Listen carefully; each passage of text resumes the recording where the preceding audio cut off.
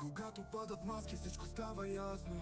Лъсва кой е с теб и кой е бил опасно близо. Не съм същия от началото, станах по-силен, станах различен. Защото всяка болка учи ме и прави ме истински. Прави ме личен, защото си ти, в огъня ходиш без страх. Защото си ти, пазиш сърцето си прав. Защото си ти, падаш, но пак се изправяш. И си интересен, защото никога не се предаваш.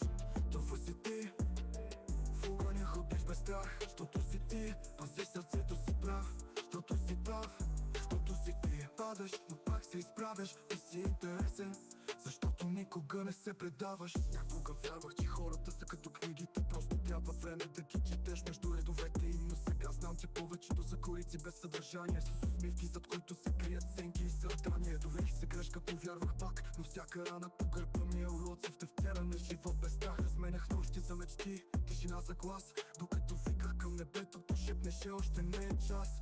Падах стъпка, вдигнах, преживях и в очите ми вече не свети наивни плава леден път през мрак. Аз не съм герой, но съм автентичен. Историята ми боли, но точно за това е лично. Когато бъдат маски, всичко става ясно.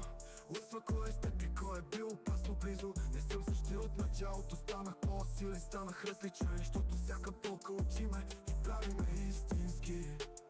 Прави ме личен, защото си ти, в огъня ходиш без страх. Защото си ти, пазиш сърцето си прав. Защото си ти, падаш, но пак се изправяш. И си интересен, защото никога не се предаваш. Това си ти, в огъня ходиш без страх. Защото си ти, пазиш сърцето си прав. Защото си прав. Светът не пита как се чувстваш, пита какво даваш. Ако спреш да се бориш, просто ставаш плетвон за каузи чужди празни. Говорят зад гърба ми, нека това е музика. Всеки звук от зависта им ми носи още мотивация, още истина. Не съм тук за лайкове, за трендове или за слава, а за онези деца без глас, които мечтаят в мрака. Научи се да нося болката като броня, да пазя доброто в себе си, дори когато всичко е война. И ако някой да спра, ще е защото съм дал всичко. Не защото съм се изгубил, а защото светът е получил моето огледало чисто.